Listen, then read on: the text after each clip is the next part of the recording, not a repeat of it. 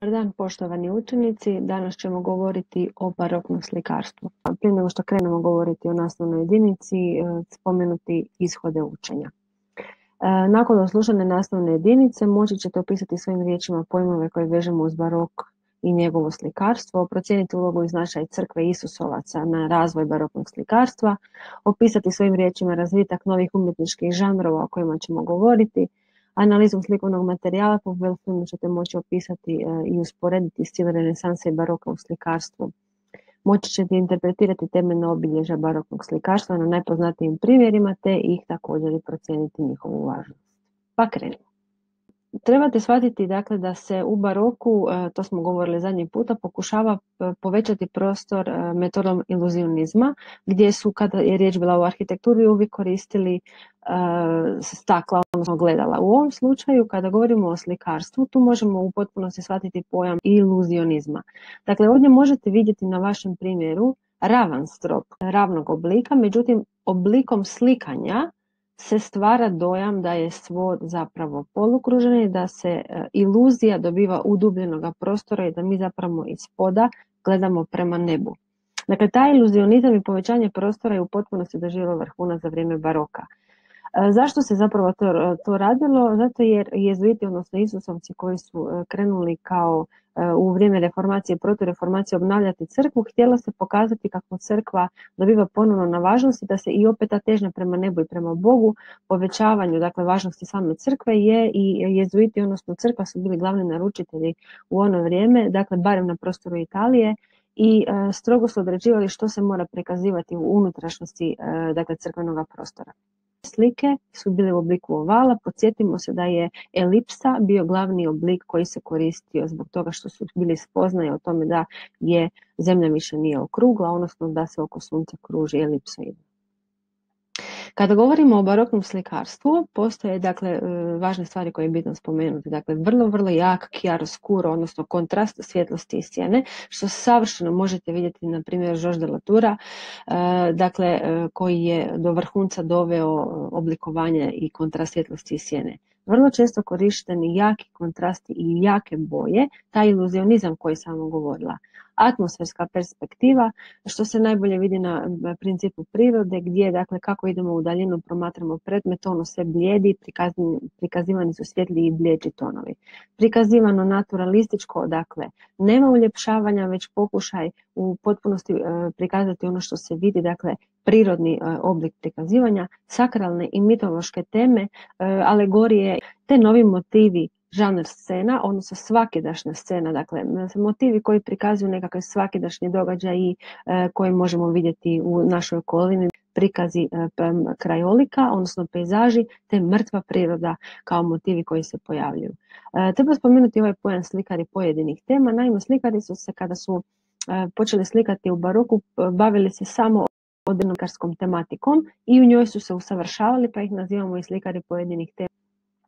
Prvi najznačajniji umjetnik, odnosno prvo barokno djelo uopće je Caravaggiovo Pozivanje Svetoga Mateja, gdje možemo vidjeti sve što barok zapravo jest. Dakle, kao što primijetite, ovdje izvor svjetlosti je tu negdje sa strane, dakle vidimo da je ovdje prozor. Dakle, mi izvor svjetlosti kao takav izvorno ne vidimo, ali on pada unutar prostora i dobivamo na velikoj dramatici i razlici između svjetla i sjene. Upravo taj kontrast je karakterističan za barok, taj izvor svjetlosti kojeg ne vidimo, ali znamo da je prisutan negdje van okvira. Dakle, sve ono što je u renesansi bilo smješteno unutar okvira, u baroku se sve otvara. Dakle, mi znamo da slika postoji i izvan ove same slike.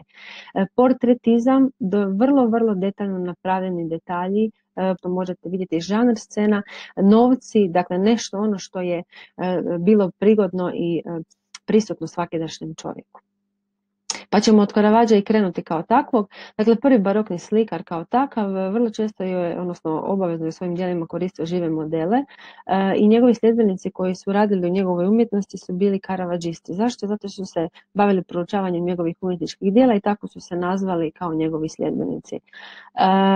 Naturalistički i realistični način prikazivanja i naravno velika dramatičnost između svjetla i scene. Međutim, ono što Što je kod Caravaggia bitno je taj tenebrizam, to vam je dakle također chiaroscuro, ali vrlo jači, puno jači, vrlo dramatičan. Dakle, ovaj primjer ovdje vam je savršen. Vidite, dakle, svijetli dio konja i onda iza pozadina apsolutno crna. Dakle, ta dramatičnost u izmjeni svjetla i sjena je zapravo tenebrizam. Dakle, to je chiaroscuro, samo mnogo jače.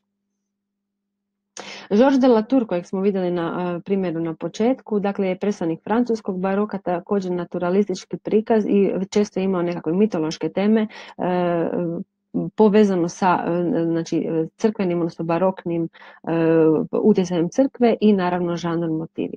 Ono što je Georges de Latour uveo u svoje umjetnička djela vam je takozvana noćna rasvjeta, odnosno umjetno svjetlo i mjesečina. Dakle, ovdje možemo vidjeti na primjeru baklje koja gori. Dakle, to je ono bilo karakteristično za Georges de Latoura. Dakle, motivi bi bili dramatično osvjetljeni u blizini izvora svjetlosti koji je u njegovom slučaju bio vidljiv kao noćna rasvjeta, a onda su se svjetlost lepršavo raspršivala i bila sve manja prema slici kako bi se udaljavali od izvora svjetlosti. Dakle, pogledajte dakle, ovaj detalj ovdje, koliko je dramatičnost chiaroscura na ovim licima vrlo primjetna, predivni portreti blagoga i nježnoga lica, dakle nešto što se iz renesanse u potpunosti razvilo i nastavilo svoj vrhunac u baroku. Najpoznatiji umjetnik nizozemac Rembrandt van Rijn je bio najpoznatiji nizozemski umjetnik baroka.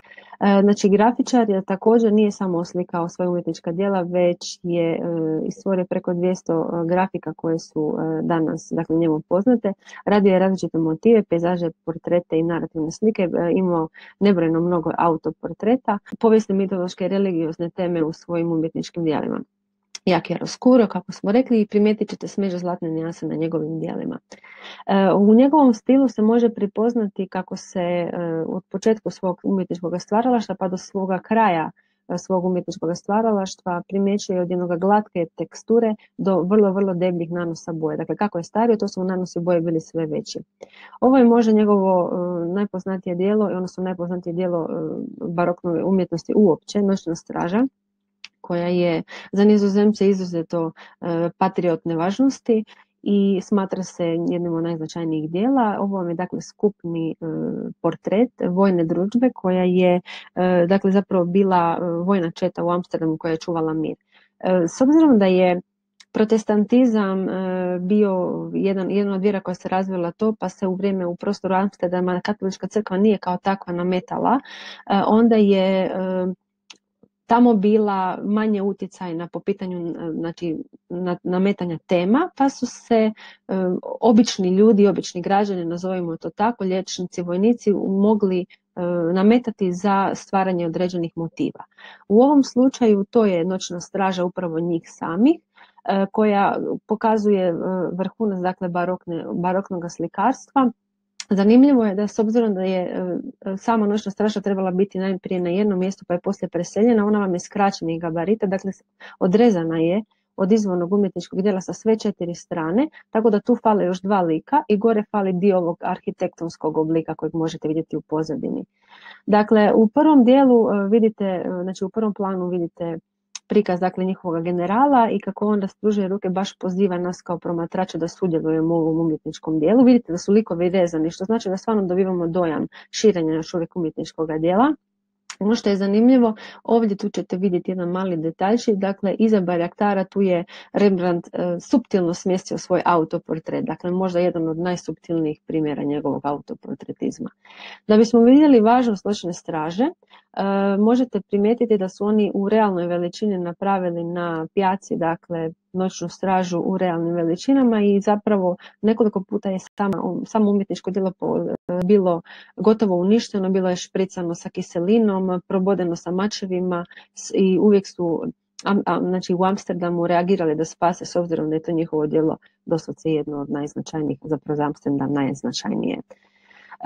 Ovdje sam stavila njegov sat anatomije na doktora Tolpa, zato jer je ovo jedan od primjera kako se kirurški ceh također naručivao svoje umjetnička djela i ovo je prvo njegovo potpisano djelo u potpunosti, što možete vidjeti ovdje. Do tada inače samo stavlja svoje inicijale, a sad on navodi svoje ime, što je znak da je riječ o njegovom da je sam sebe prihvatio kao umjetnika, s obzirom da je on bio na dvoru zaposlen i bio jedan od umjetnika koji je uspijevao živjeti od svog umjetničkog dijela, dakle jedan od najpoznatijih i prihvaćen od svoje okoline. Možemo vidjeti jedan od primjera, dakle, doktora koji vrši sad anatomije, inače su vam uvijek mrtvaci, barem u Nizozemskoj, morali biti određeni kriminalci, što možemo ovdje vidjeti, te sat anatomije koji je bio zapravo jedan prestižan događaj kojem su nazočili različiti doktori da bi se učili, pa ovdje možemo vidjeti jedan od takvih društvenih događanja. Ovdje su obučeni upravo prigodno za jedno društveno događanje. Spominjala sam 2000 bakroreza i bakropisa, dakle grafičar koji je radio strahovito važne grafičke otiske i ovdje možete vidjeti na njegovom obliku kako je, da bi dobio dramatičnost, vrlo često križao elemente da bi još više boje moglo upiti prije tiskanja, da bi dobio na većoj dramatičnosti između chiaroscura i svjetlosti i sjene. Njegov sunarodnjak, flamanac Rubens, je također bio jedan od najznačajnijih umjetnika u Nizozemskoj i možemo ga smatrati jednom od remek dijela iz razloga što su njegova umjetnička dijela razvila iz renesanse i pokazala što barok kao takav jest. On je zapravo bio odgojen kršćanski, pa je za njega crkva bila važna. On je bio predstavnik, dakle, protureformacije i vrlo je često radio za crkvu povijesne mitološke teme, odnosno sve što je protureformacija kao takva davala. Za njega je karakteristično to raskošno prikazivanje motiva sa vrlo jakim bojama, a primijetit ćete da žene koje se prikazuju na njegovim djelima su toliko putene pa su nazvane zbog toga Rubensovke. Ovo je prikaz podizanja križa, dakle jedna središnja slika oltarna pala od triptiha koji ćemo vidjeti malo kasnije i pokazuje što to barok jest. Dakle, dijagonala, mišićavi muškarci kojeg je on po uzoru na Michelangela, s obzirom da je proučavao njegovo djelo, mogao prikazivati na takav način, te Ticijanov način prikazivanja Bogorodice i on znači, stavio svoja djela, možemo vidjeti kako je proučavao renesansne umjetnike i nazovimo to usavršio do dalje. Dakle, atmosferska perspektiva u pozadini. Ovo je dakle detalj gdje možete vidjeti cijeli primjer te oltarne pale za crkvu kako je bila naručena. Dakle, ono je središnji dio i dvije bočne slike gdje vidite, dakle, kako se ta scena zapravo širi i proširuje van zadanih okvira. Diego Velázquez za španjolski barok je najznačajniji, također je bio na dvoru zaposlen, na dvoru Filipa IV. I smatra se da je direktno utjecao na impresioniste, pokažet ću vam zbog čega. Nije toliko patio od detalja, nego je vrlo onako zamrljano radio na detaljima i to da bi dobio, dakle, na važnosti, na realističnom prikazu, na udaljavanju. Smatra se da je utjecao na 20. stoljeće zbog načina prikazivanja. Ovo tu nam je djelo zanimljivo zbog toga što prikazuje doista istiniti događaj. Naime, riječ je o kćeri, nakon što se Filip preudao, jednoj od budućih nasljednica, odnosno princezi Margariti, koja se nalazi ovdje u sredini, i njezinim dvorskim damama koje ju tetoše. Ovdje tu vidimo autoportret samoga Velázqueza, a ovdje tu iza možemo primijetiti u ogledalu odraz kraljice i kralja. Znači, mi zaključujemo da oni zapravo stoje tu na našem mjestu i da smo mi zajedno promatrači sa kraljicom i kraljem koji promatraju svoje dijete kako se igra. Evo detalj, dakle, kao što vidite, impresionistički prikaz prikazivanja znači da nema obrisnih linija, nego da je sve mekano i mrljovito. Ovdje možete točno vidjeti to, jer nitko do impresionista više nije nakon Velázqueza koristio takav način slikanja, pa se smatra da je direktno on utjecao na impresionističke pravce, odnosno i postimpresionizme koji su nastali krajem 19. stoljeća. Za kraj, veliki povjesničar umjetnosti je dao savršen primjer usporedbe renesanse i baroka po nekakvim značajkama, to je dakle Wölfflin, i znači on smatra da se, i to je uvriježeno mišljenje, razlika između renesanse i baroka može vidjeti u ovim ovdje pojmovima. Vaš zadatak će upravo biti za današnje predavanje malo proučiti ove pojmove. Hvala vam lijepa i doviđenja, do slušanja.